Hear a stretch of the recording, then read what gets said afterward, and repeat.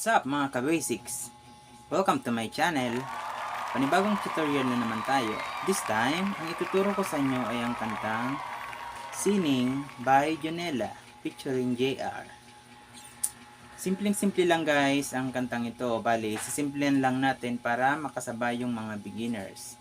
Bali sa kantang ito, 5 chords lang ang kailangan natin gamitin. Ito yung D major 7, and then B minor 7,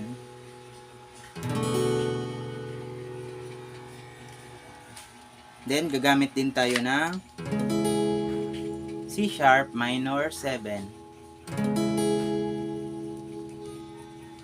then E minor, tapos A7. Yun guys, 5 chords lang ang kailangan nyong tandaan at pag-aralan sa kantang ito.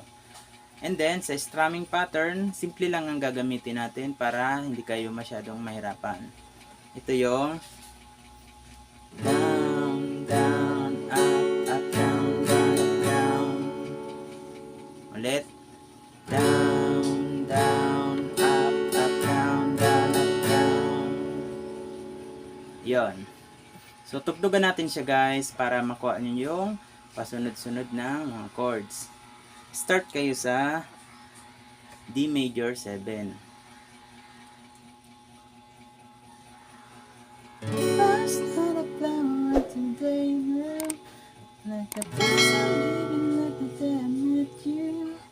C sharp 7. C sharp minor 7.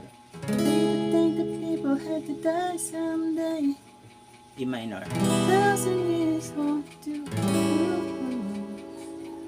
Yun guys, kung mapapansin nyo dun sa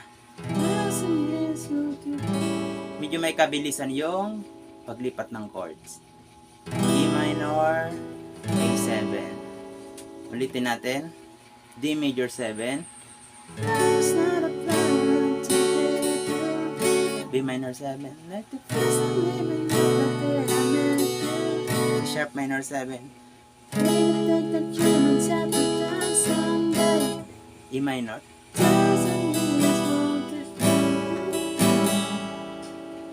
Yun. Bali yun lang guys ang mga chords, and then yung pattern paulit-ulit lang simula sa umpisa ng kanta hanggang sa tapos. Yun, wala naman kayong ibang babaguhin sa intro, sa verse, sa instrumental, sa chorus. Pare-pareho lang yung mga chords na ginamit. At yung strumming pattern, pwede kayo gumamit ng ibang strumming pattern guys kung gusto nyo. Bale, ginamit lang natin yung down, down, up, up, down, up, para medyo madali lang para sa mga beginners. Pwede naman nyo. Ganon. May, kumbaga, lalagyan nyo siya ng top.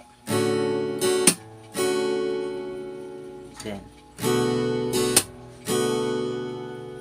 pwede naman yun kung gusto nyo. So yun guys, balitandaan nyo lang yung 5 chords na ginamit natin. Yung D major 7,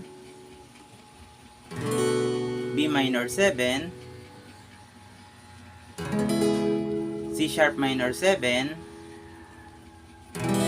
E minor, and then A7. Yun guys, 5 chords lang naman yun.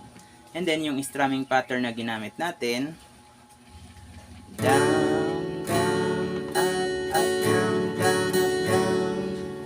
Ulit, down, down, up, down, down, up, down. Yun guys, pero optional lang naman. Pwede nyo naman palitan yung strumming pattern na gusto nyo. Kung nagustuhan nyo ang tutorial na ito, huwag kalimutang mag-subscribe at mag-hit ng notification bell.